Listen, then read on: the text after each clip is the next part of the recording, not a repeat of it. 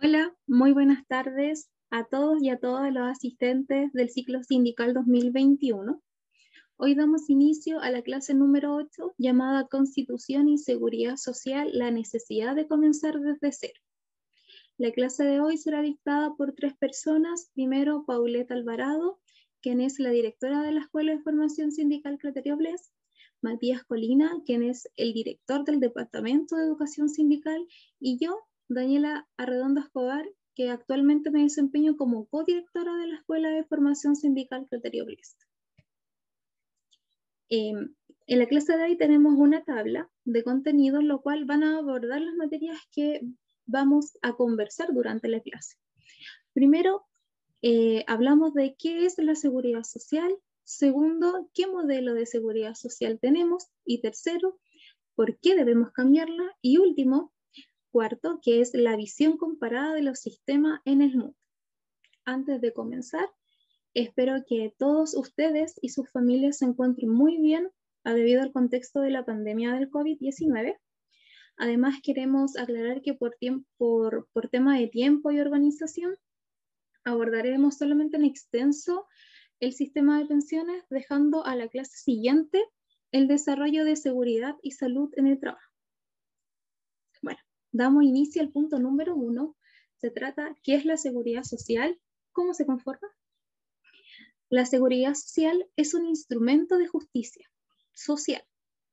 En Chile, en caso de que estemos enfrente de un desempleo, la vejez, una enfermedad, invalidez, accidente de trabajo, puede ser la maternidad o también pérdida del sostén familiar, el Estado ha proporcionado o nos ha entregado un conjunto de leyes y políticas de protección social llamadas sistemas previsionales para actuar por cualquiera de estas materias que acabo de enumerar.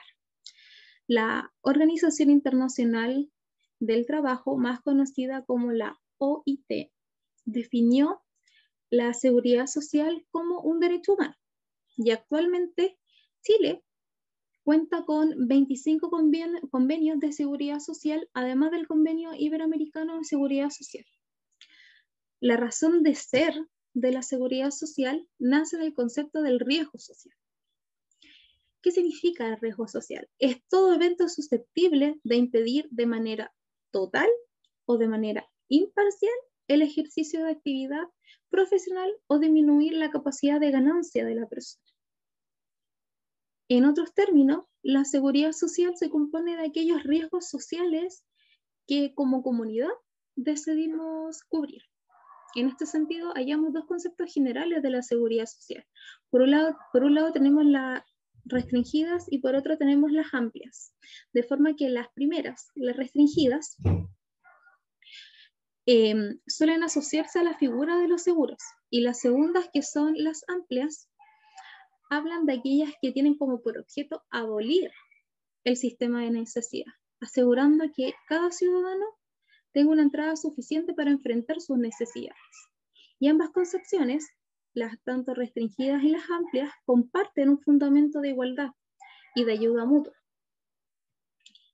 El sistema previsional chileno cuenta con 4 componentes, o si queremos decir 4 patitas. La primera patita habla de que el sistema de pensiones es un mecanismo de protección social para proveer ingresos de una persona cuando pierde su capacidad de autogestión debido a su edad avanzada. Son derechos y beneficios de la vejez. También puede ser en discapacidad, que son derechos y beneficios de invalidez, o bien un fallecimiento de una de las fuentes principales de ingreso de la familia, que son derechos y beneficios de sobrevivencia. En nuestra experiencia como Chile, desde el sistema de reparto pasamos a un sistema de capitalización individual. Antes de la dictadura teníamos un sistema de reparto. Chile fue el primer país de América Latina estableciendo en 1924 una política pública de previsión social bajo la modalidad de reparto. ¿Pero qué es la modalidad de reparto? Fue administrada a través de cajas previsionales. Cada una estableció las condiciones de afiliación y cobertura. Los recursos iban a un fondo común, con lo cual financiaban las diferentes prestaciones. Este sistema se implementó hasta 1980, ya que en dictadura se instauró el sistema de las AFP. Este punto lo va a desarrollar y desenglosar mi compañero que viene después de mí. Ahora, por eso vamos a la segunda patita, que es el sistema de salud. La red de salud está compuesta por dos sistemas. Tenemos el sistema público y tenemos el sistema privado. El sistema privado está conformado por instituciones de salud previsionales, ISAPRES, y por proveedores de salud particulares. Las ISAPRES operan por un seguro de salud basado en contratos individuales. Los beneficios constan directamente del plan contratado, los cuales van dependiendo de las características de este afiliado. Por ejemplo, la edad, puede ser el sexo, las enfermedades que pueden tener las personas preexistentes. Por ejemplo, yo tengo 24 años, soy mujer, estoy en edad fértil y no tengo enfermedades de base. Mi contrato con la AFP va a ser totalmente diferente con una persona que tiene 40 años, quizás tenga diabetes o hipertensión, que tiene enfermedades de base, es hombre, su edad es diferente a la mía, y mi contrato va a ser totalmente diferente al de él, a nuestros beneficios que vamos a tener. ¿Por qué? Porque la ISAPRE ven las características y dependiendo de la característica de la persona, le entregan esos beneficios. Por otro lado, tenemos el sistema de salud pública, que opera a través del Seguro Social de Salud administrado por Fondo Nacional de Salud, FONASA, sobre la base de un esquema de reparto que se financia con el aporte de sus trabajadores y trabajadoras con recursos del Estado provenientes de los impuestos generales de la nación. Los trabajadores y trabajadoras adscritos al sistema de FONASA tienen dos modalidades de atención. La primera es una modalidad de institución, en la cual la persona va a recibir prestaciones por el hospital público, por ejemplo, no sé, el Hospital Sotero del Río, o centros de atención primaria como los CEFAM. Y la otra opción que tiene, o la otra modalidad de atención, es la de libre elección. ¿Esto qué quiere decir? Que la persona se puede atender en centros privados siempre y cuando el centro privado esté adscrito a esta modalidad. Ahora tenemos el derecho a las licencias médicas. ¿Qué es el derecho a licencias médicas? La licencia médica es un permiso, si así lo podemos establecer, que tiene la trabajadora o trabajador para ausentarse o reducir su jornada laboral durante un determinado periodo de tiempo. Esto sea porque, por ejemplo, una incapacidad laboral originada por una enfermedad, que puede ser una enfermedad física o psicológica, o puede ser un accidente, o también el uso de derechos de protección de maternidad. Las licencias médicas deben ser tramitadas y posteriormente autorizadas por el CONPIN o bien por la ISAPRE según corresponda. Ahora vamos a la tercera patita, que es el seguro de cesantía. El seguro de cesantía fue implementado en el 2002. El seguro de cesantía es conocido por la sigla SC. Este seguro fue instaurado con el objetivo de evitar que las personas que están desempleadas, es decir, en una condición que están de protección, entre otras cosas, estén vulneradas a un nivel de pobreza. El seguro de cesantía es independiente de los acuerdos pactados, puede ser como por las negociaciones colectivas, políticas corporativas o beneficios de despido. Es totalmente independiente. El seguro proporciona ingresos monetarios. Su mecanismo de financiamiento es tripartita, a partir del trabajador o trabajadora, del aporte del empleador y del Estado. Es un seguro a cargo de la administradora del fondo de cesantía, que protege a todos los trabajadores y trabajadoras con contrato, puede ser a plazo fijo, a indefinido, por obra o servicio, es decir, todos los contratos que se rigen por el Código del Trabajo. Cada trabajador o trabajadora que se encuentra afiliado a las AFC tiene una cuenta individual por cesantía. El empleador debe cotizar mensualmente el 3% de las remuneraciones imponibles de cada trabajador. Y este aporte es obligatorio en distintas proporciones, ya que se debe regir al tipo de contrato que tiene el trabajador.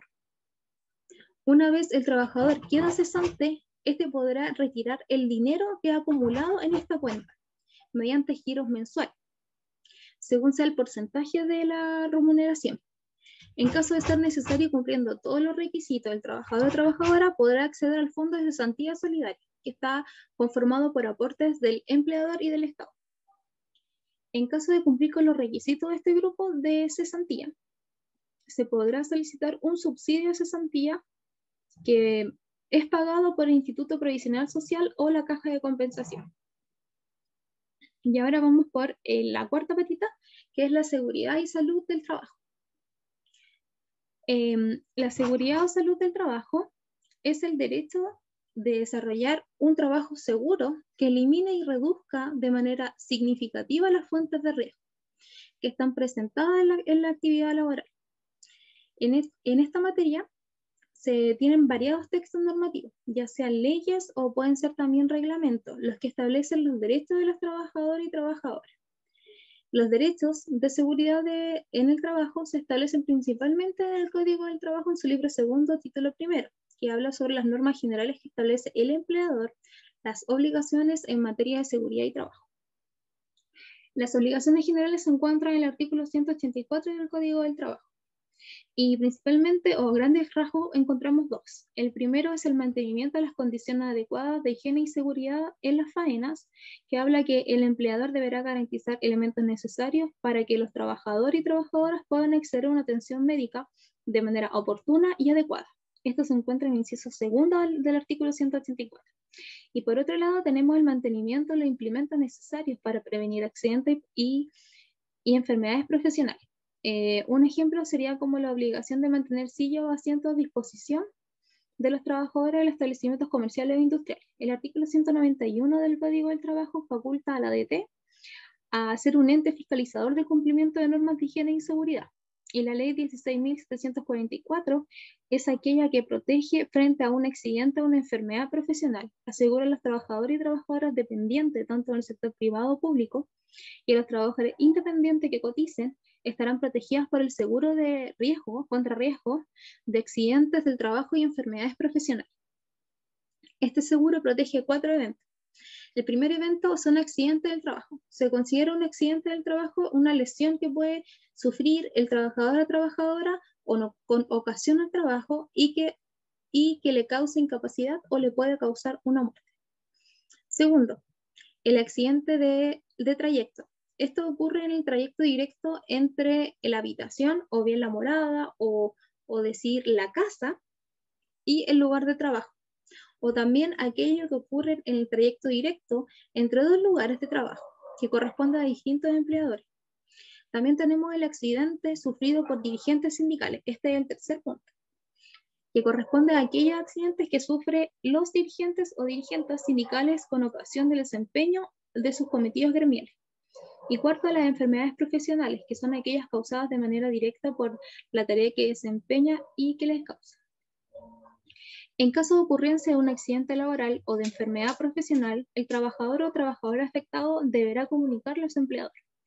El empleador estará obligado a denunciar el siniestro al organismo de administrador correspondiente y derivarlo respectivamente a un centro médico, y en caso de que el empleador oculte este siniestro, será sancionado por el organismo correspondiente fiscalizador.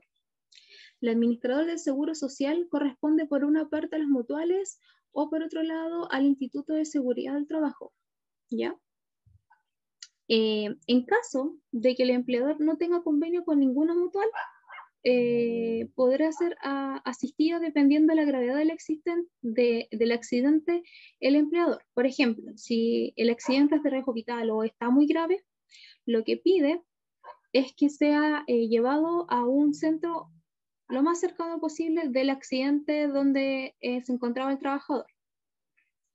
En la orden de atención que le entregue la ISE. Pero en caso contrario de que el accidente no sea grave, el instituto le va a decir dónde tiene que llevar.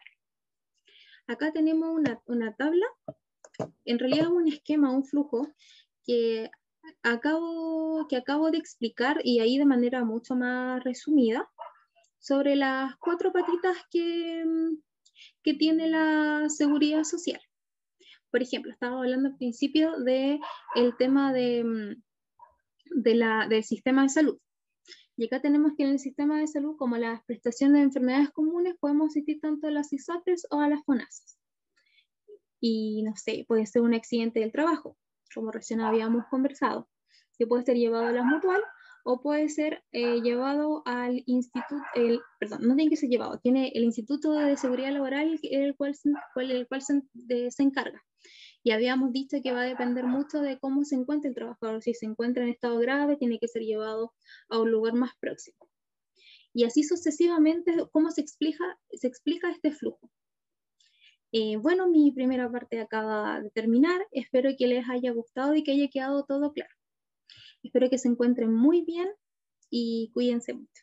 Muchas gracias por su tiempo de atención. Estimados y estimadas, muy buenas tardes. Mi nombre es Matías Colina y seré el encargado de exponerles ahora el segundo y tercer punto de esta clase.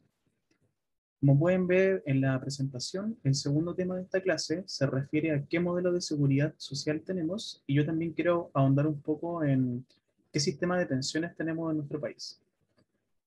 Lo primero que tengo que comentarles es que de la seguridad social derivan una serie de principios. Para efectos de la clase, y también porque son los más importantes, hablaremos sobre el principio de universalidad y el de solidaridad. El primer principio, es decir, el de universalidad, tiene dos grandes acepciones que son la subjetiva y la objetiva. En este sentido, por un lado, se cumple con el principio de universalidad subjetiva cuando existe una cobertura total de los ciudadanos de un país, o simplemente cuando el sistema de seguridad social que tiene un país no solamente se preocupa de las personas que en este momento son trabajadores o trabajadoras, sino que también de cualquier otra persona que pueda presentar o que pueda estar pasando por un riesgo social. Por otro lado, se cumple con la universalidad objetiva cuando el sistema o el sistema de seguridad social procura tener una solución ante cualquier contingencia no voluntaria por la que una persona pueda estar pasando. Se entiende como una contingencia no voluntaria la vejez, por ejemplo, la muerte, el desempleo, alguna enfermedad grave y otras más que ha entendido la doctrina. Por otra parte, el principio de solidaridad, este segundo gran principio, implica que todos los miembros de una comunidad deben aportar para la consecución de las metas de igualdad. Este principio se entiende también que tiene un impacto mucho más práctico referido a la redistribución de las riquezas, ya que en virtud de quien más dinero tiene en su capital es también quien más aporta para ayudar a aquellos que no tienen mucho dinero. Ahora bien, en Chile, nuestro actual modelo de seguridad social está dado por las normas y por las reformas implementadas por la dictadura militar, sobre todo en el ámbito previsional, que tiene que ver un poco con la salud, y también tiene mucho impacto en el ámbito laboral, con la creación de los sistemas de capitalización individual que comenzaron con la gran reforma laboral del plan laboral de José Piñera. Es a través de esta reforma, en comento, que se cambia la visión que se tenía de la seguridad social en la Constitución de 1925 y sus reformas de 1970, donde se pasa un poco de un eje colectivo a un eje individual en estas nuevas reformas de la dictadura. Las consecuencias de esto, del cambio de eje, es que se oían estos principios tan complejos y elementales que orientan y dan contenido a la seguridad social, para dar un paso ahora a una cobertura mucho más individual de estos riesgos sociales. Más específicamente, con las reformas creadas en la dictadura, se olvida un poco la lógica de ayudarse entre miembros de una comunidad, que son el contenido del principio de solidaridad, para pasar a una lógica mucho más, podríamos decir, egoísta o mucho más individualista, en la que cada individuo debe percibir solamente aquel beneficio que él mismo ha creado con sus aportes.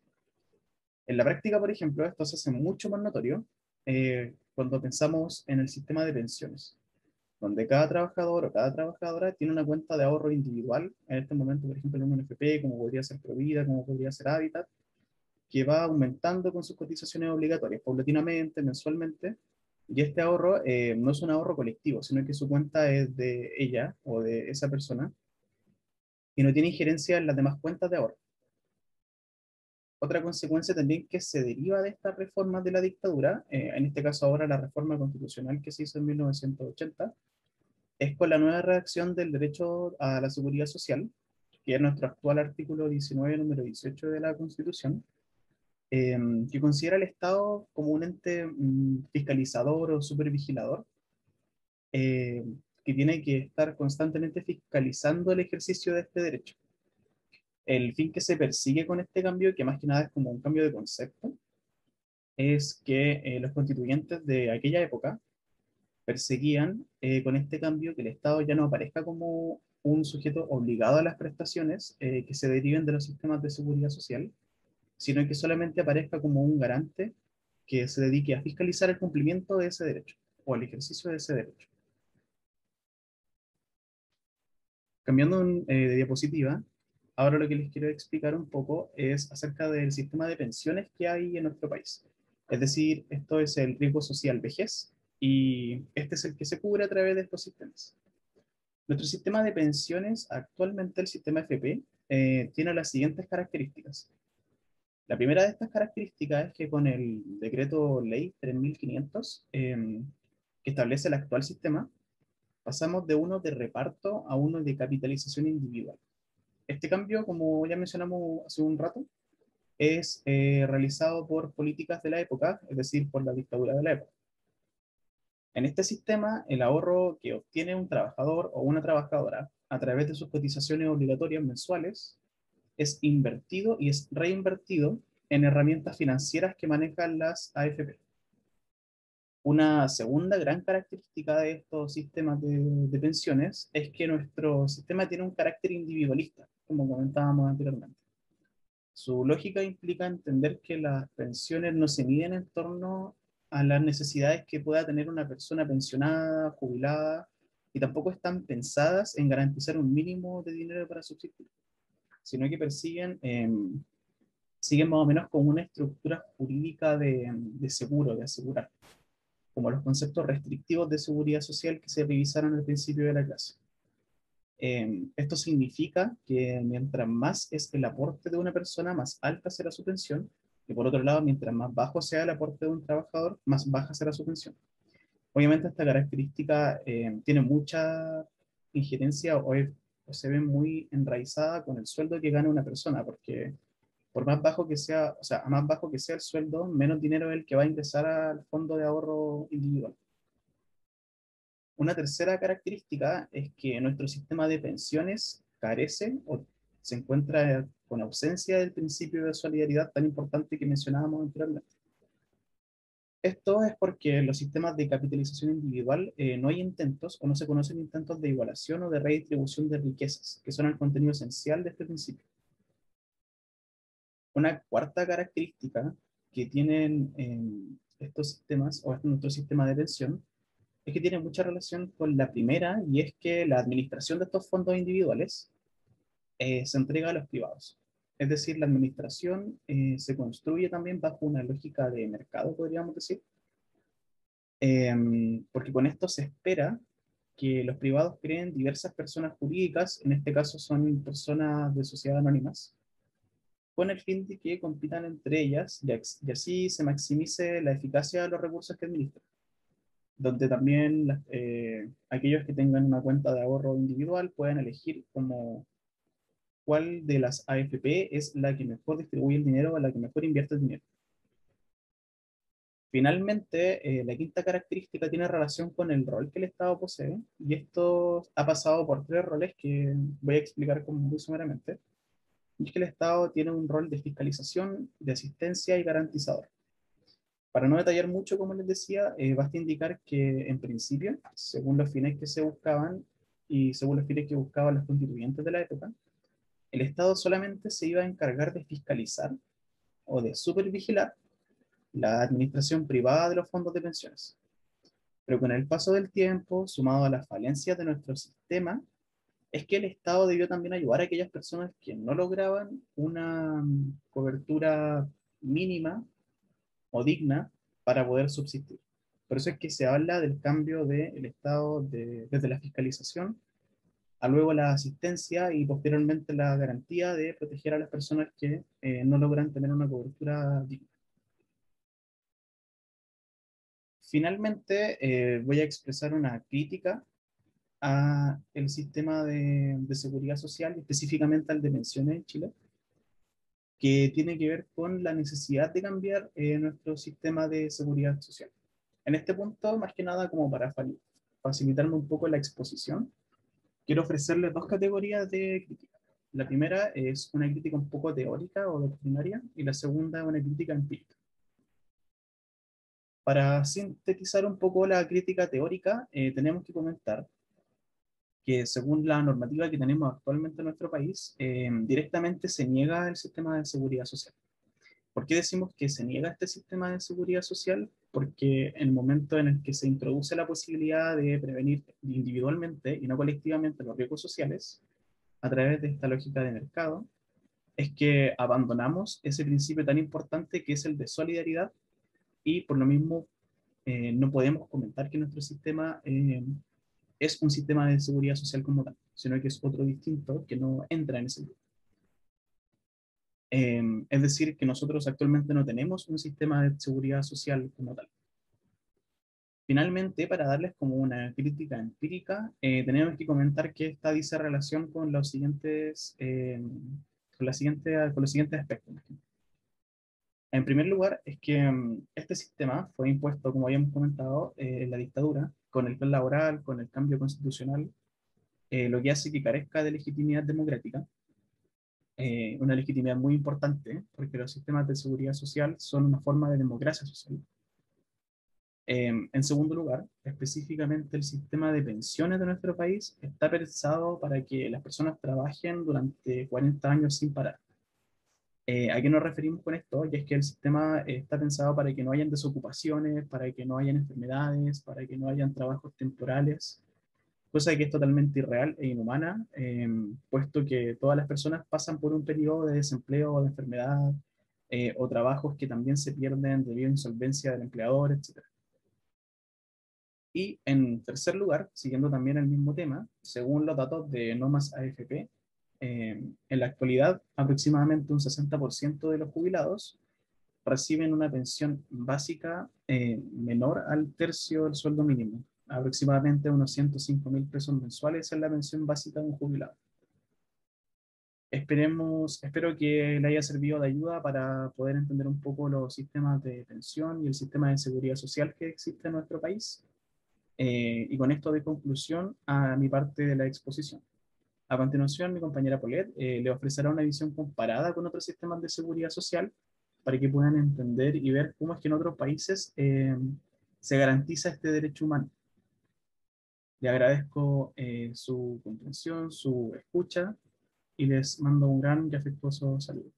Muchas gracias.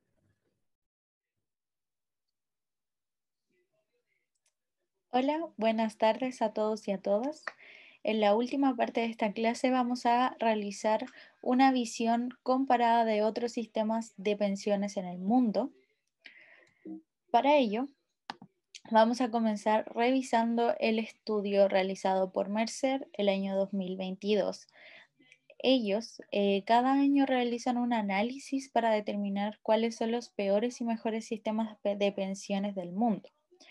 Como pueden observar acá en la gráfica, aparecen distintos países ordenados desde el mayor al peor sistema de pensión del mundo.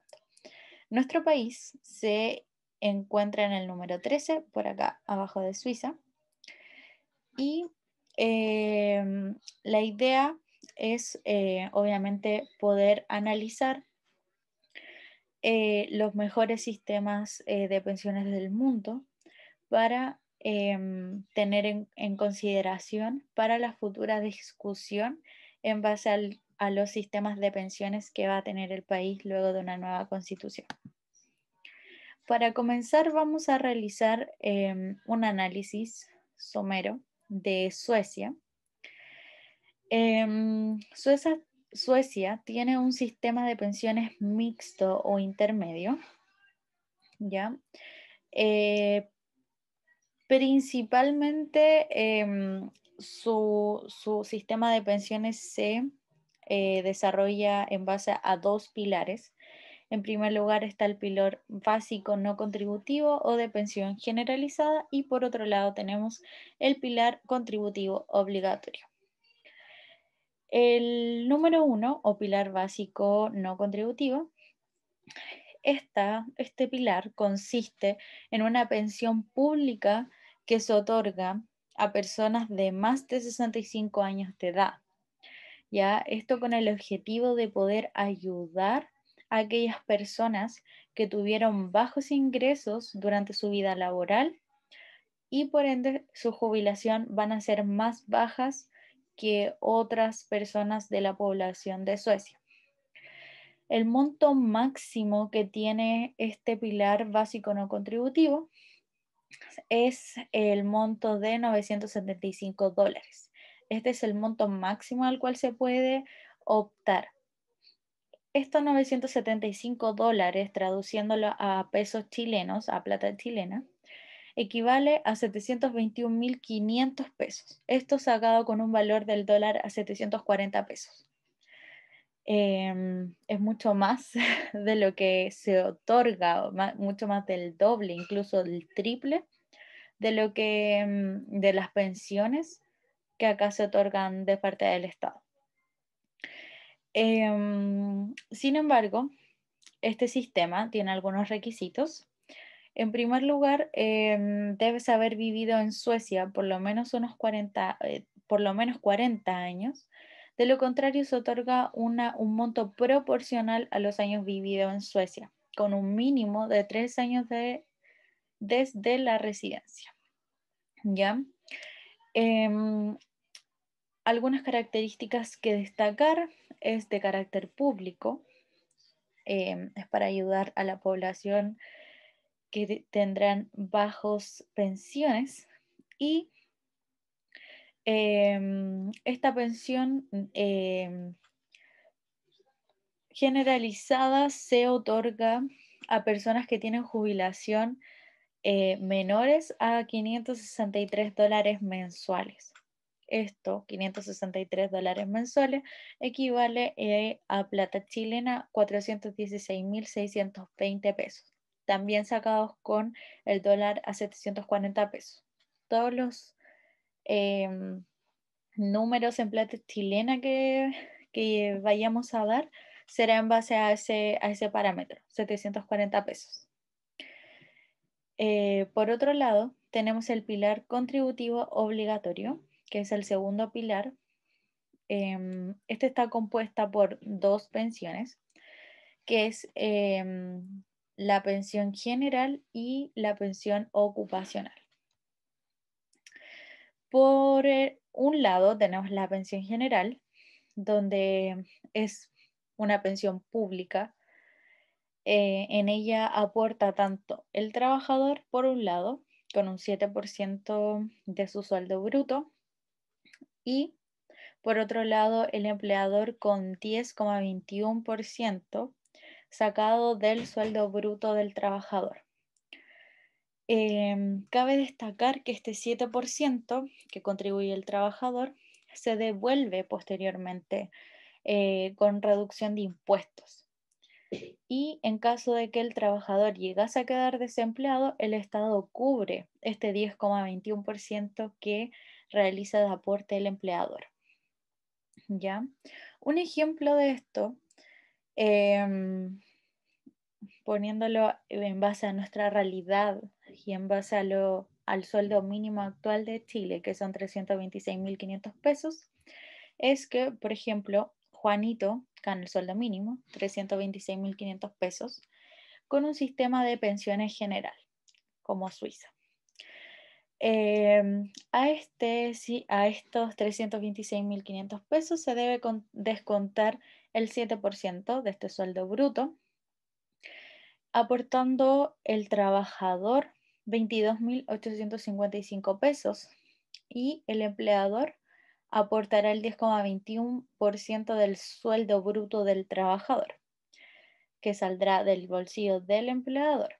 Es por esto que el empleador aportaría un monto de 33.336 pesos. El total de aporte de Juanito sería 56.191 pesos y en un año podría recaudar 674.292 pesos. En cambio, en el sistema actual, donde solamente financia el trabajador, Juanito en un mes solo podría recaudar 32.650 pesos y en un año 391.800 pesos. Eso. Y también indicar, luego ya de entender un poco cómo funciona este sistema de pensión general, que esta pensión general se subdivide en dos tipos de pensiones. Está la pensión por ingreso y la pensión con premio. La función por ingresos funciona como un sistema de cuentas nacionales donde todos los fondos de los y las trabajadoras van a un fondo común, todo juntito. Y esta plata, este fondo que se realiza, no se invierte. Ya lo que hace el Estado es fijar una ganancia fija. Y por ende, con esto se asegura que no haya una reducción de las futuras pensiones de los y las trabajadoras. Por otro lado, tenemos la pensión con premio. Este es un sistema de capitalización individual. No reduce lo que es la pensión garantizada y cada trabajador coloca dinero en su cuenta individual. Esta cuenta individual va generando interés y eso todo lo sumado va a su pensión. Por lo general se contribuye el 2,33% del salario. Y por otro lado, tenemos de forma contrapuesta, por el lado de acá, tenemos el sistema de pensión ocupacional. Este es un sistema mayormente de capitalización individual, ya donde los aportes se derivan de aportes adicionales que hace el empleador, ¿ya? Esto se hace mediante acuerdos colectivos, mediante sindicatos. Los sindicatos realizan los respectivos acuerdos con el empleador y el empleador, aparte, realiza un aporte a las personas que estén asociadas a los sindicatos. Por lo general, este aporte es de 4,5% del salario bruto del o la trabajadora. Sin embargo, esto se pacta y no está establecido en ninguna ley cuánto es el porcentaje que puede dar el empleador. Ya este va a ser un acuerdo que llegue el sindicato con la empresa. Ya teniendo un panorama más o menos general de lo que es el sistema de pensiones de Suiza, vamos a pasar al siguiente modelo, que también es diferente, que es el de Países Bajos o más conocido como Holanda. Los Países Bajos tienen un sistema mixto con preponderancia a un sistema de reparto. Este sistema de pensión que existe en Holanda está clasificado como el mejor del mundo. No olvidar nuestra tabla, que ahí está primero en la tabla. Y este sistema de pensiones consiste principalmente, como podemos ver acá, en tres tipos de pilares. En primer lugar, encontramos el pilar básico o universal. Este funciona como un sistema de reparto, el cual se financia vía contribuciones de los trabajadores, que es equivalente al 18,25% del salario bruto del trabajador. Sin embargo, este sistema tiene otorgamientos, tiene requisitos.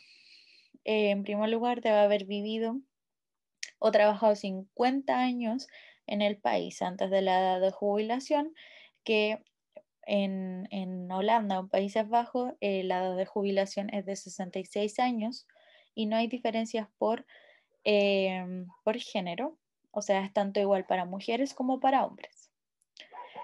Un segundo requisito es haber pagado los impuestos de cada año. Y el tercero es vivir solo, sin ningún otro adulto que lo acompañe en el hogar.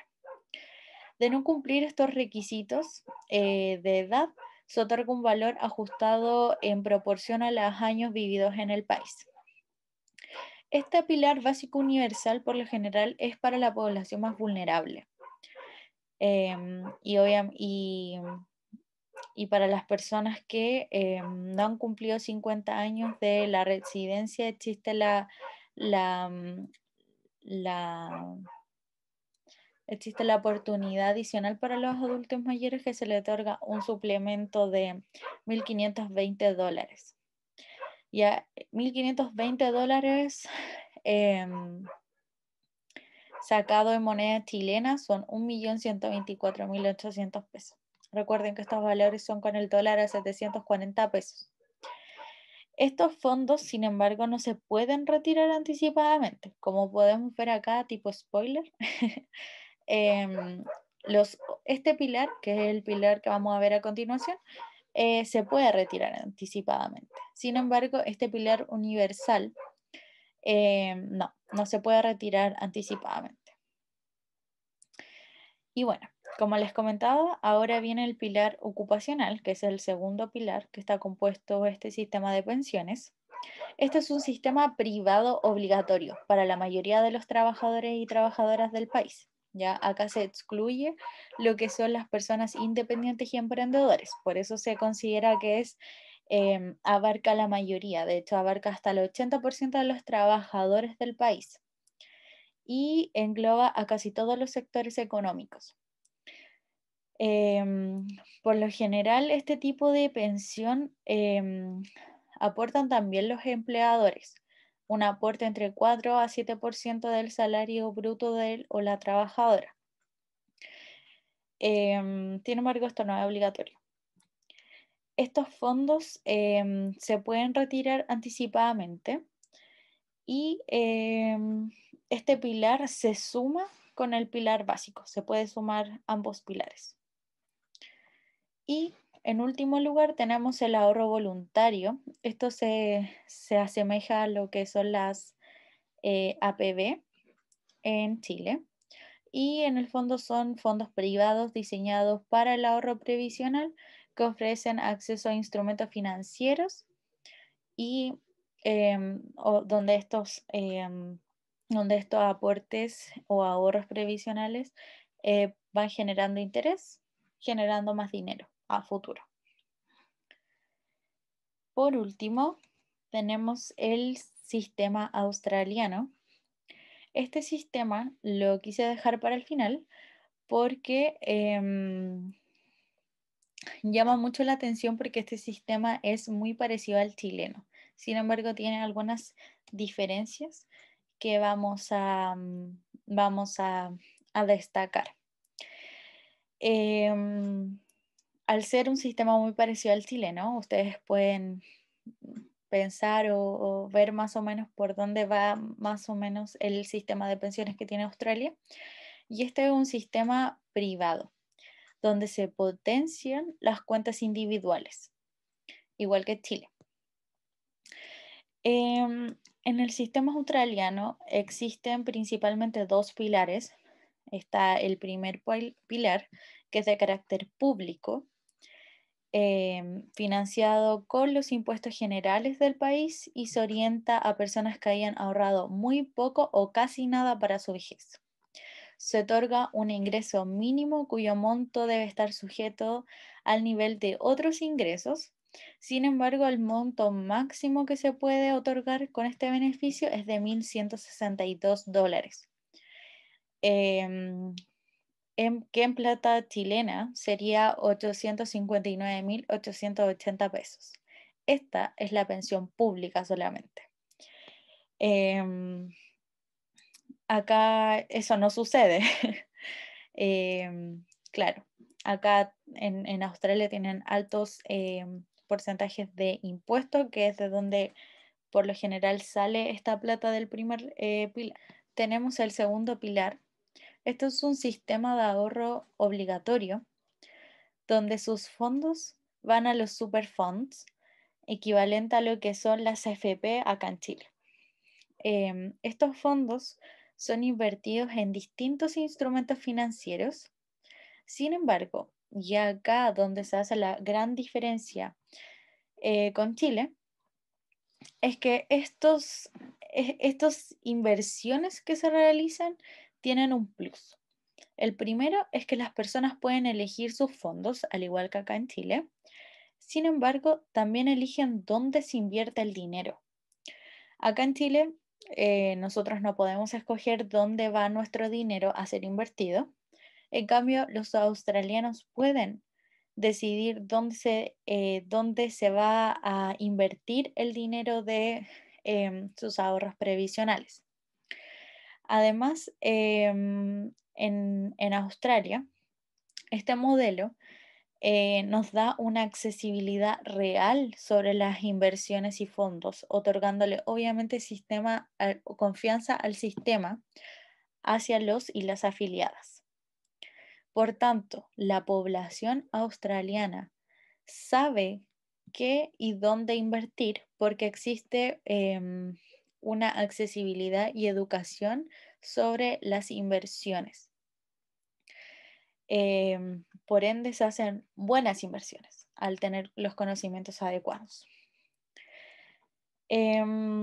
Algunas características de este sistema o segundo pilar es que los fondos pueden ser retirados desde los 65 años, tanto para mujeres como para hombres, cosa que acá en Chile sabemos que no se puede hacer y excepcionalmente se han sacado el primer, segundo y tercer retiro en la AFP, pero es algo que no se puede hacer. Acá los fondos pueden ser retirados teniendo y cumpliendo la edad de 65 años. E incluso existe la excepción de que en caso de enfermedad o dificultades financieras, inclusive, se puede hacer un retiro anticipado entre los 55 y 60 años. Y por último, que cabe destacar, que es de gran importancia, es que el sistema australiano nos permite escoger cómo nosotros queremos retirar nuestros fondos. Ustedes pueden escoger o retirar en cuotas o retirar todo el dinero y depositarlo en una cuenta bancaria. Eso queda a opción de él o la afiliada. Además, en este segundo pilar existe un cargo de 9.5 del salario bruto del o la trabajadora y no existe ningún complemento a cargo del empleador. Y también se pueden hacer aportes adicionales con las cuentas individuales de trabajadores o trabajadoras, que consiste en lo que nosotros conocemos como las APB acá en Chile. Ese es el sistema, 3 sistemas del mundo que están bien catalogados en este estudio y que nosotros tenemos que tener en consideración y para las futuras discusiones que se van a realizar en base a los sistemas de pensiones. Aclarar que esto no son propuestas, solamente es un estudio, un análisis comparado de otros sistemas para tener conocimiento cómo son otros sistemas de pensiones del mundo para tenerlos en consideración y nutrir de mejor manera lo que va a ser la discusión en la Convención Constitucional. Diciendo esto, no me queda nada más que despedirme y darle muchas gracias a cada uno de ustedes por haberse inscrito al curso y por estar viendo esta clase. Muchas gracias.